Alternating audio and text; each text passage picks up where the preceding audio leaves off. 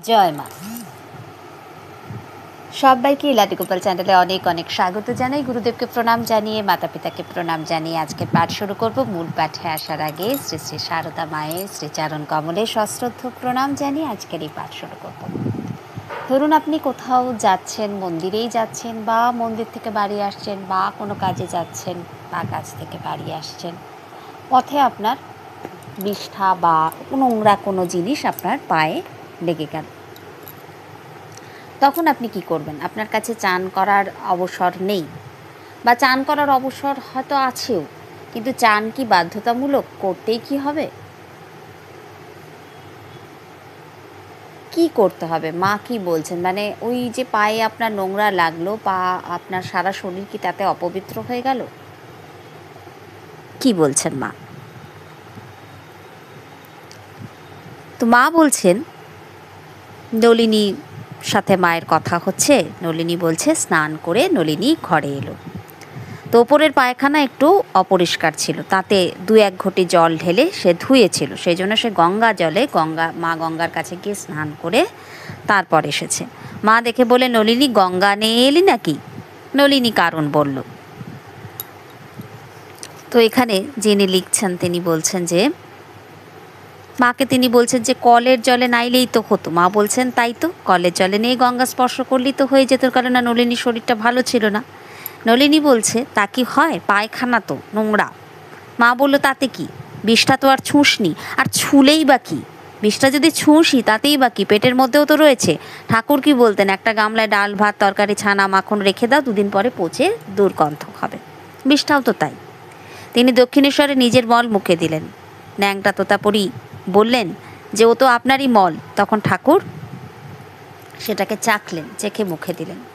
তো আমি শুনেছি যারা খুব উচ্চকোটে যোগী হয় তাদের যে মলমূত্র, তাতে কোনো দুর্গন্ধ থাকে না, কেননা তাদের সপ্ত শুদ্ধিকরণ হয়ে গেছে।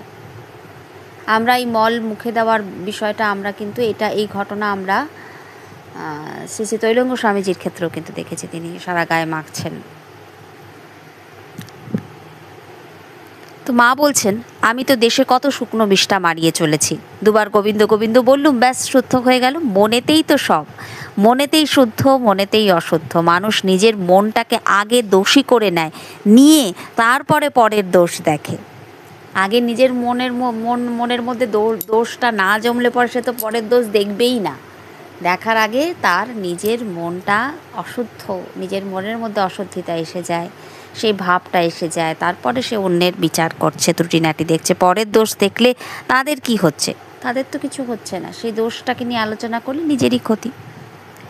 আমার এইটি ছেলেবেলা থেকে স্বভাব যে আমি কারো দোষ দেখতে পারতাম না। আমার জন্য যে এতটুকু করে আমি তাকে তাই দিয়ে মনে রাখার চেষ্টা করি। তা আবার মানুষের দোষ দেখা, মানুষের কি দোষ দেখতে আছে? ওটা শিখিনি। ক্ষমারূপ তপস্যা। এখানে আরেকটা কথা, অনেকের ভুল ব্যাখ্যা করে বলতে পারেন, তাহলে অন্যায় অপরাধ যেখানে যা কিছু অন্যায় দেখব সব মেনে নেব। মা কিন্তু সেটা বলছেন না। এখানে মায়ের বলার অর্থ কিন্তু আলাদা। তো এখানে আবারও বলা হচ্ছে যে, স্বামীজি বলতেন, ঘরে চোর ঢুকে কিছু নিয়ে গেল, তোমার মনে উঠবে চোর চোর, কিন্তু শিশুর মনে চোর বুদ্ধি নেই, সে তত বিচার করে না, সে চোর বলে কিছুই দেখবে না। মা বলছেন, তা তো বটে, যার মন শুদ্ধ সে তো সব শুদ্ধ দেখে, কিন্তু শুদ্ধ মন তো এমনিতে হয় না। মা তখন গোলাপ মার কথা বলছেন।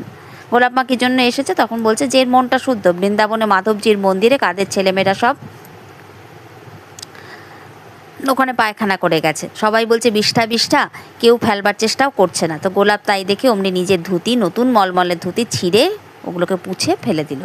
স্ত্রীলোকগুলো দেখে বলছে, এ যখন ফেলছে তখন এরই ছেলে ওখানে পায়খানা করেছে। তখন তিনি বলছেন মনে মনে যে, দেখো মাধব কি বলছে। মা বলছেন, মা তখন মনে মনে বলছে, দেখো মাধব কি বলছে। কেউ বা বলছে যে এরা সাধু লোক, যোগিন মা প্রভৃতি যারা ছিলেন, এদের আবার ছেলেপিলে কি? আবার কেউ আবার এসব বলছে। তো এরা ফেলেছেন সকলের, ইনি গোলাপ মা ফেলে দিয়েছে কেন? যাতে সকলের দর্শনের সুবিধা হয়। মন্দিরের মধ্যে বিষটা পড়ে আছে, সেই জন্য তো গোলাপ মা ফেলে দিয়েছে।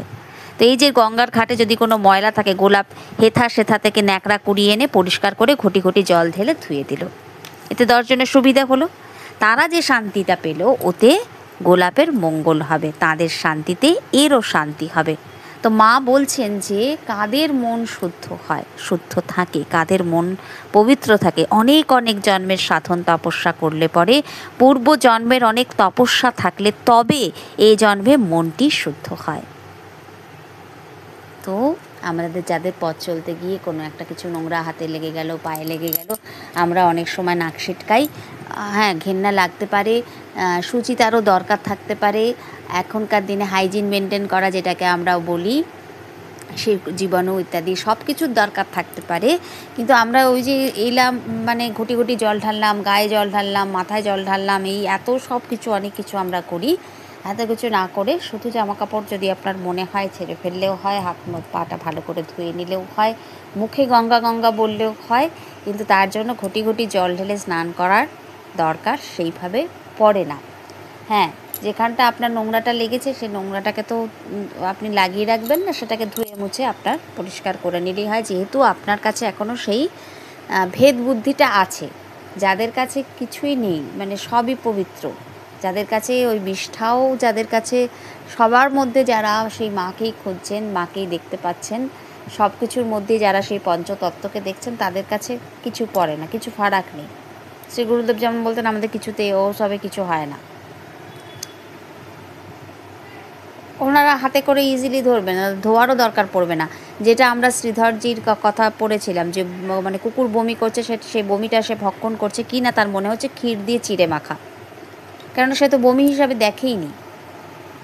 সে তো বলছে যে মা বমি কেউ খেতে পারে নাকি, আমি তো চিড়ে মাখা খেয়েছি, তাকে যখন খেতে বলছেন। তো আমাদের দৃষ্টিতেই সমস্যা। দৃষ্টিটাকে যদি আমরা, আমার দিদা কথায় কথায় মাঝে মধ্যেই বলতো যে দৃষ্টিখানি সব, তো ওই কথাটা আমার এখনও মনে আছে, যে ওই দৃষ্টিতেই কিন্তু সব কিছু। আমাদের দৃষ্টিভঙ্গিটা, মন যদি শুদ্ধ হয় আমাদের দৃষ্টিভঙ্গিটা অন্যরকম অবশ্যই হবে। তো মনের শুদ্ধিকরণের জন্যেই তো এত কিছু, নাম জপ পাঠ স্মরণ মনন চিন্তন, এগুলো। কালকে বাবাজির একটা কথা, এক মহারাজজির কথা আপলোড করেছিলাম, তো ওখানে উনি যেটা বলছেন যে এই মনের শুদ্ধিকরণ কিন্তু এই নাম জপ পাঠ ধ্যান ইত্যাদি স্মরণ মনন এসবের দ্বারাই হয়।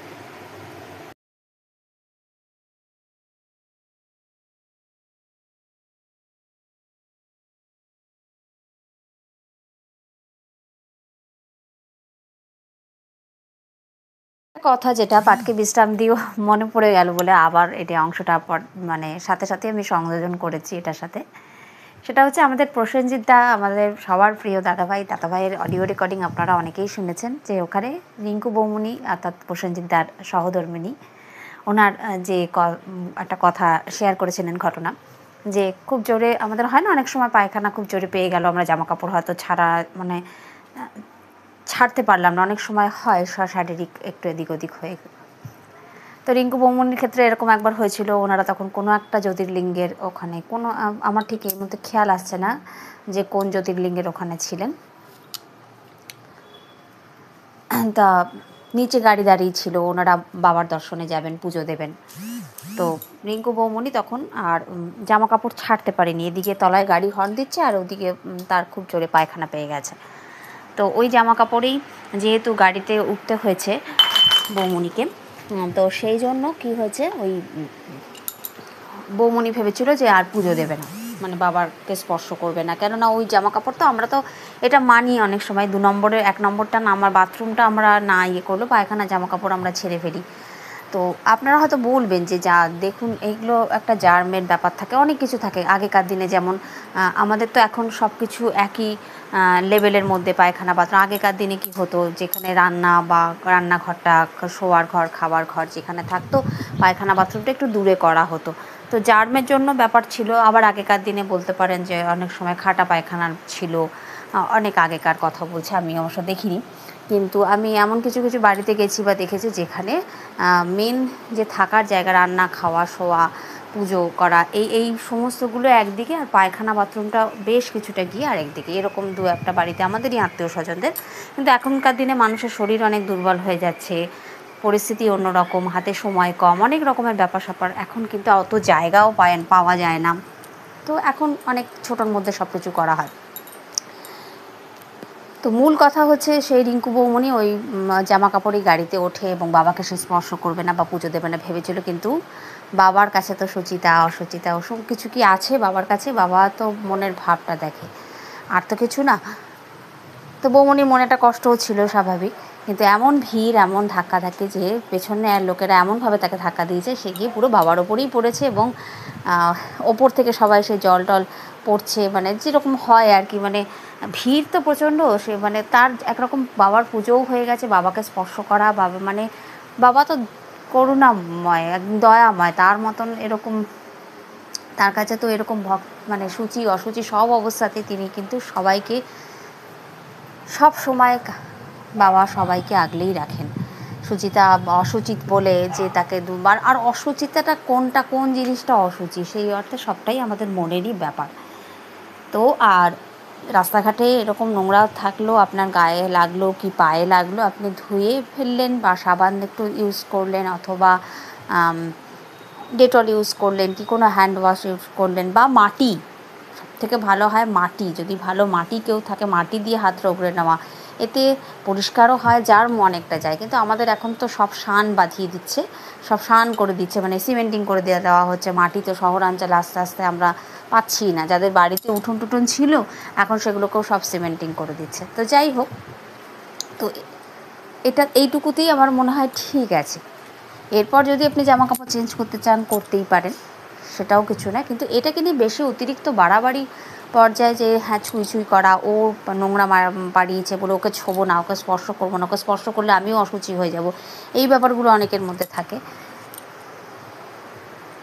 তো এগুলো না করাটাই ভালো। হ্যাঁ, যতটুকুনি জার্মটাকে নষ্ট করার জন্য যতটুকুনি প্রয়োজন ততটুকুনি ঠিক আছে। যদি কোনো মানে রোগ জীবাণু অনেক সময় থাকে বমি পায়খানা ইত্যাদির মধ্যে, সেটা ঠিক আছে, কিন্তু বাকি অতিরিক্ত যেটা পিটপিটানি বা সূচিবায়ুগ্রস্ততা, এটা মোটেও ঠিক না, এটা থেকে অনেক অসুবিধে এসে যায়। তো আজকের পাঠকে আর দীর্ঘায়িত করব না, আজকের পাঠকে এখানে বিশ্রাম দেবো। তার আগে আরেকটা কথা বলি, এখন যে সমস্ত মানে অনেক অনেক ছোটো ছোটো বাচ্চাদেরকে দেখা যায় যে যত আতুপুতু করে তাদেরকে মানুষ করা যায়, তারা তত বেশি রোগগ্রস্ত হয়ে পড়ছে। কেন? এই পঞ্চতত্ত্বের সঙ্গে সরাসরি সংস্পর্শে তারা আসতে পারছে না। ধুলো, কাদা, মাটি, এগুলো মানে এগুলো ধরিত্রীর সাথে, মানে মা প্রকৃতির থেকে তারা একটু দূরে দূরে বড় হচ্ছে, যার জন্য তাদের মধ্যে ইমিউন সিস্টেমটা খুব দুর্বল হয়ে যাচ্ছে বা ইমিউনিটিটা স্ট্রং হয় না। যাদেরকে ওই আতুপুতু করে করে এসিতে বড় হচ্ছে, তো তারা বাইরের ওয়েদারটাকে নিতে পারবে না। সেই জন্য যত এসবের সংস্পর্শে আসবে তত শরীর কিন্তু ভালো থাকে। প্রকৃতি থেকে যত দূরে সরে যাওয়া যায়, যত এই শহুরে শৌখিনতা বা শখের জামা কাপড় আমাদের গায়ে যত বেশি চড়ে, তত কিন্তু কমজোরিতা এসে যায় একটা। তো যাই হোক, এটা সম্পূর্ণ অন্য বিষয়, মা সম্পূর্ণ অন্য বিষয় নিয়ে বলছেন। আর যেটা আমরা শ্রী ঠাকুরের কথা তো আমরা দেখছি যে তিনি বলছেন আপনি কত শুদ্ধ হইবেন। সব কিছুর মধ্যেই তো তিনি আছেন, শরীরের মধ্যে কি তিনি নেই? তাহলে আপনার শরীরের কোন জিনিসটা অশুদ্ধ বা কোন অংশটা অশুদ্ধ? সবটাই শুদ্ধ, সবের মধ্যেই সেই পঞ্চতত্ত্ব রয়েছে। তো যাই হোক, আজকের এই কথাকে বা আজকের এই পাঠকে এখানে বিশ্রাম দিচ্ছি।